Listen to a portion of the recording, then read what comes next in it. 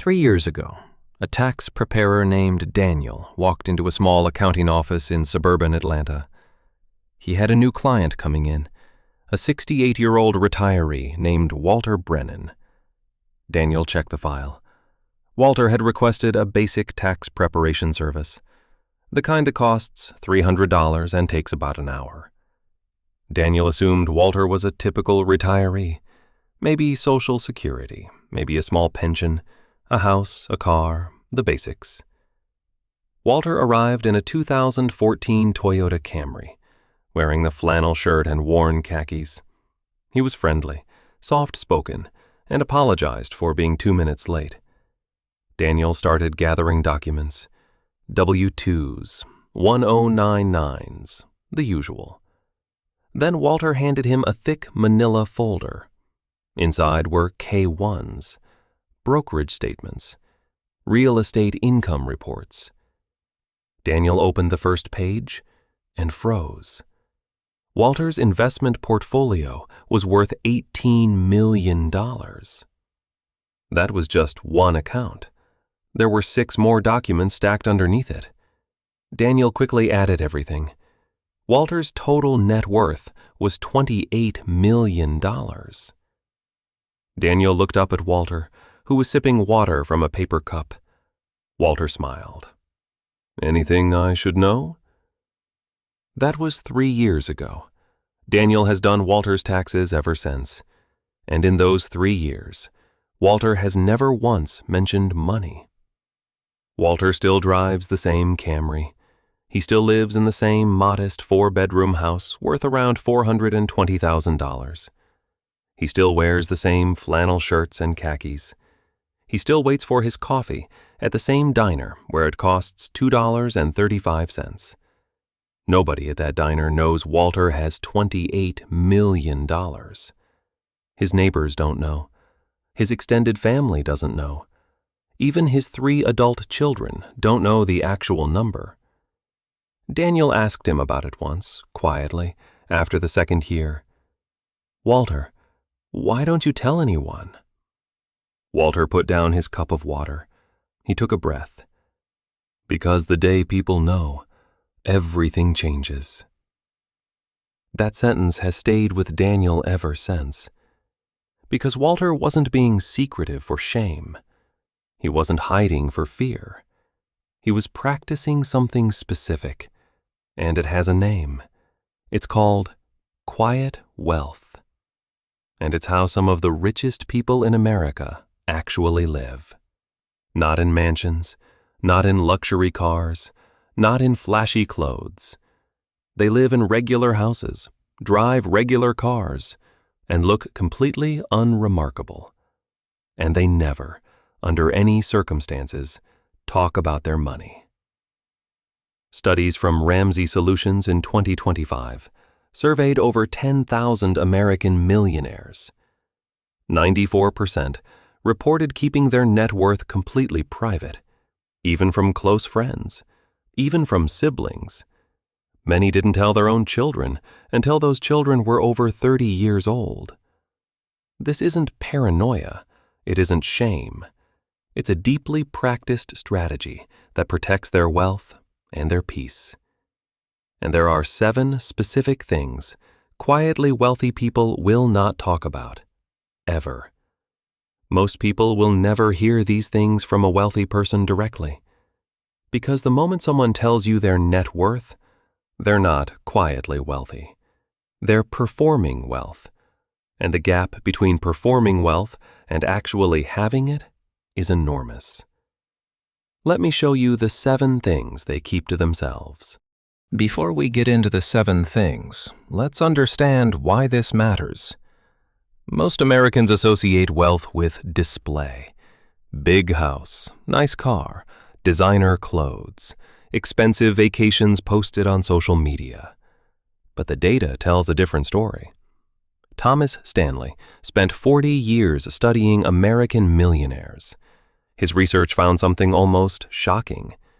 The wealthiest 1% in America are usually invisible to their neighbors. They look ordinary. They sound ordinary.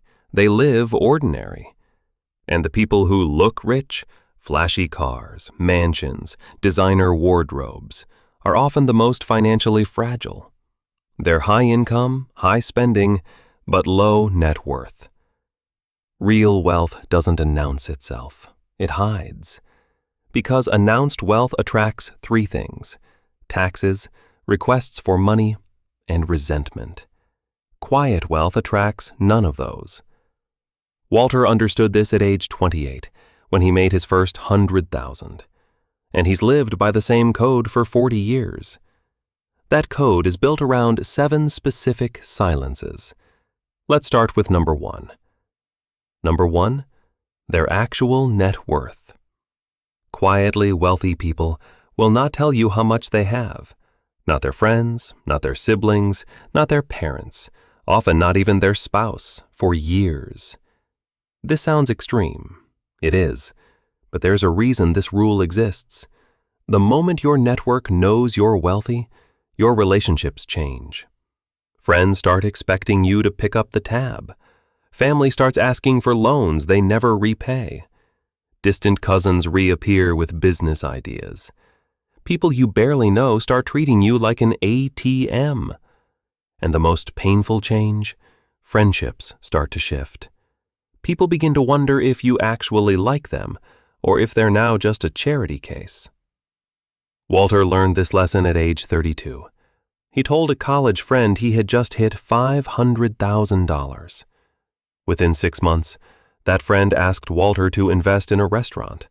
Walter said no. The friendship ended within a year. Walter never told another soul again. The Ramsey 2025 study found something striking on this. Of the millionaires surveyed, 87% said they'd lost at least one close relationship after disclosing their wealth. That's nearly 9 out of 10. So they stopped telling people, and the relationships stayed intact. This is the first silence, and it's the foundation of every other rule. If people don't know you're wealthy, they treat you like a person. If people know you're wealthy, they treat you like a resource. Quietly wealthy people choose the first one, always.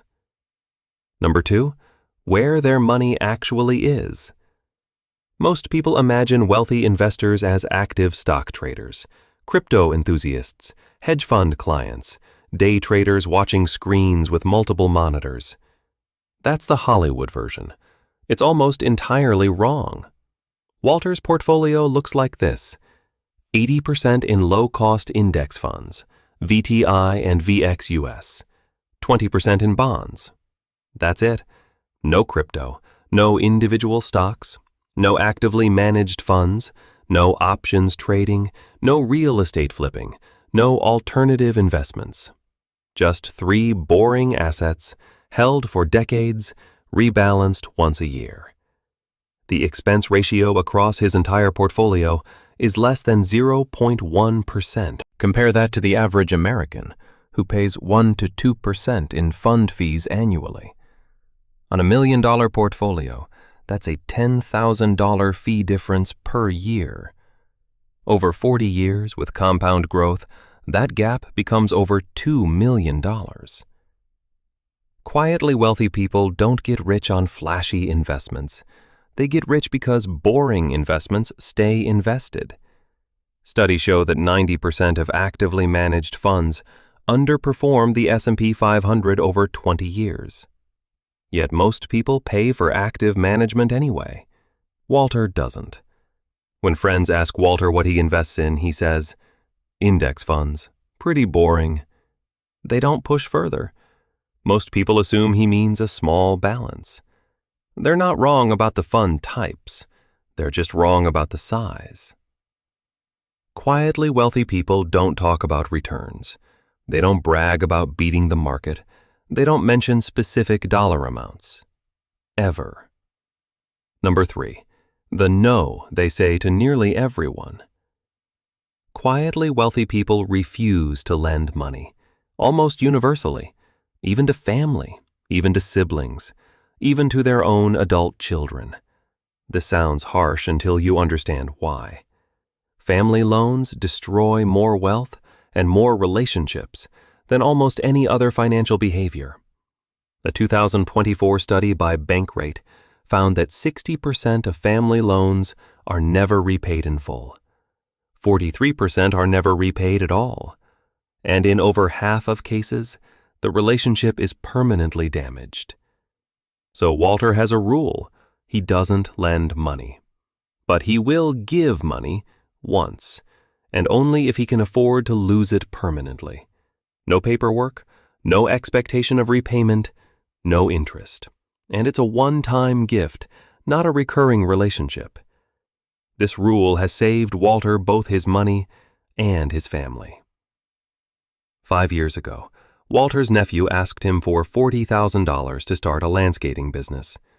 Walter wrote a letter back. "I don't lend money, I gift it. If I gift you $40,000, you owe me nothing, not a thank you card, not a status update. But I will only do this once, and if the business fails, we never speak of it again." The nephew accepted. The business failed 2 years later. They've never spoken of the money since, and the relationship is intact because there was never a debt hanging between them. Quietly wealthy people understand something most don't. Money mixed with family is poison if it's a loan.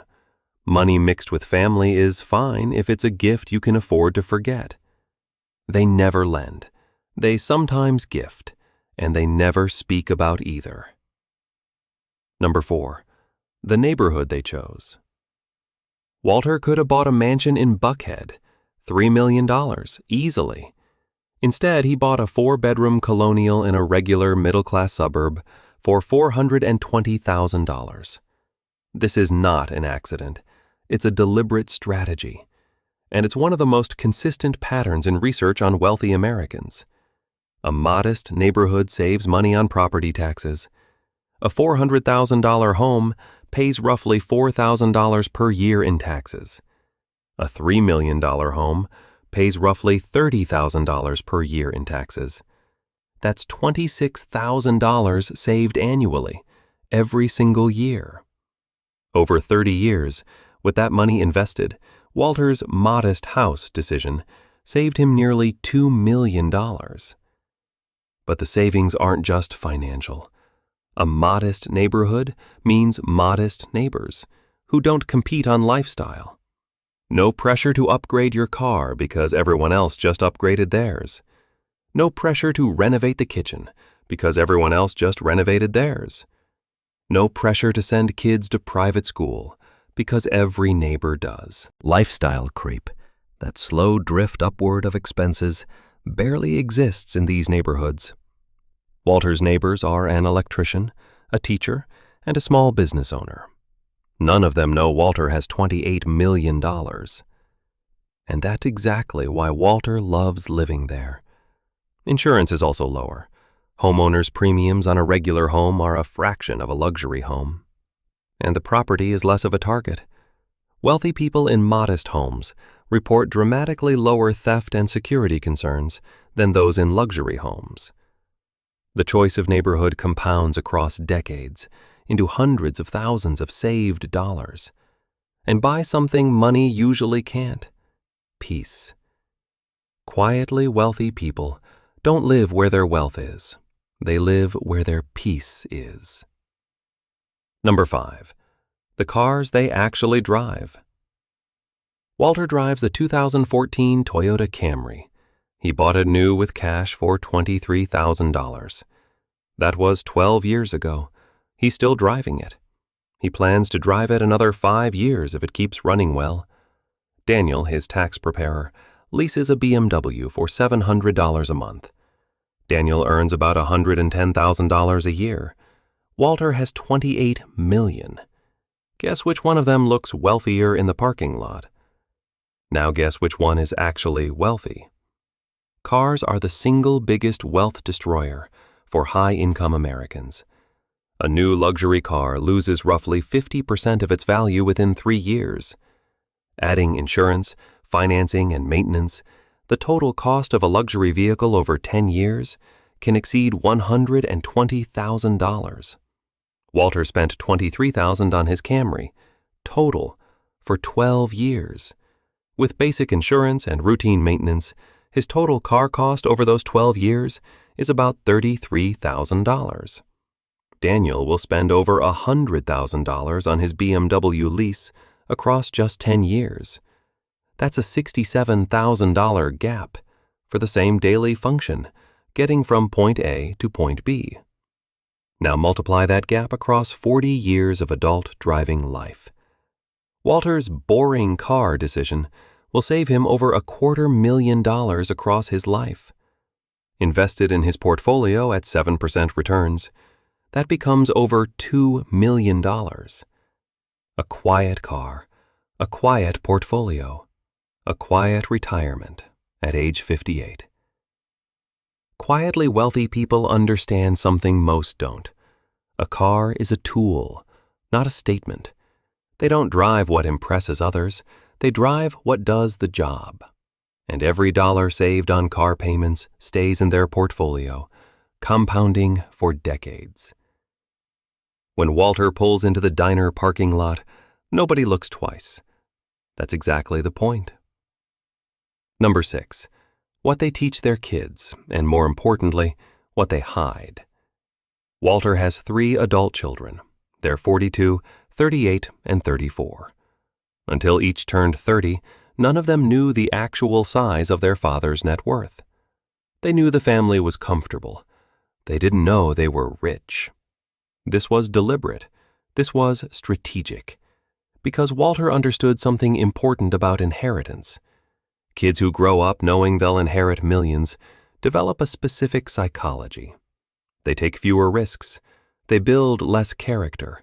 They settle for less ambition. Studies on inherited wealth show that 70% of family wealth is gone by the second generation. 90% is gone by the third. Walter wasn't going to let that happen to his kids. So he raised them under what looked like a normal middle-class household. They worked summer jobs. They paid for half their own college. They drove used cars. They didn't get bailouts when they made mistakes. And only when each child had built their own career and proven their own character, Walter shared the truth. What he taught them openly was different. He taught them work ethic. He taught them delayed gratification. He taught them how to negotiate. He taught them how to invest in low-cost index funds at age 16. He taught them to live below their means, even when they could afford more. What he hid from them was the dollar amount, the numbers, the size of the safety net. Because a kid who knows there's a safety net stops climbing. A kid who thinks they're on their own climbs harder than anyone. All 3 of Walter's kids have their own successful careers today. None of them needed his money to build them. And that is the inheritance he was actually creating. Number 7, the conversation they avoid forever. How much are you worth? Quietly wealthy people will deflect this question every single time, forever, without exception. They will change the subject. They will laugh and shrug. They will give vague answers. They will say, "I'm doing okay," or "I can't complain," and then move the conversation. Because the moment they answer that question honestly, everything changes. And not just with strangers, with family, with friends, with co-workers. Once a number leaves your mouth, it cannot be put back. People will treat you differently. They cannot help it. Some will resent you. Some will envy you. Some will start asking for money. Some friendships will quietly fade. New ones will form for the wrong reasons. Walter has been asked this question hundreds of times over 40 years. He has never once given a real answer. Not at family reunions, not at golf clubs, not at his retirement party. Even Daniel, his tax preparer, only knows because Daniel sees the documents.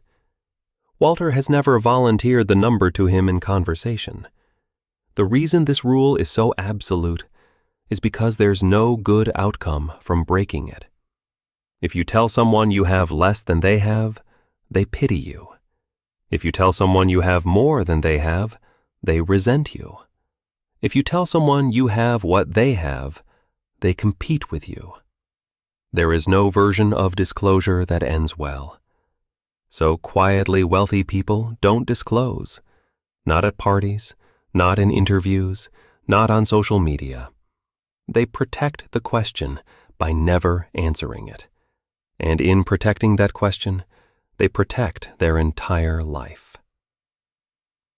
Last month, Daniel finished Walter's tax return for the 3rd year in a row. Walter sat across from him, sipping water from the same paper cup, same flannel shirt, same khakis, same gentle smile. Daniel slid the paperwork across the desk and said, "All set, Walter." Walter signed and stood up. As he was leaving, Daniel asked one more time, "Walter, does anyone know?" Walter paused at the door. He thought for a moment.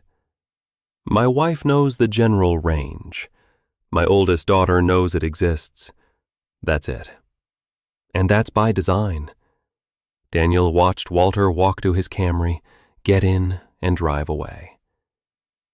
A man worth $28 million in a 12-year-old Toyota, headed to a diner where his coffee costs $2.35, where nobody knows, where nobody asks, where nobody treats him differently. That's not deprivation, that's freedom. Wealth that announces itself is wealth that's vulnerable. Quiet wealth, wealth nobody sees, is wealth that endures. Walter built his fortune over 40 years, and he's protected it by following these 7 silences for every one of those years. If you've watched this whole video, here's what I want you to take away. Real wealth doesn't look like wealth. It looks like Walter, quiet, ordinary, and free. The people who look rich are usually broke. The people who look ordinary are usually wealthy.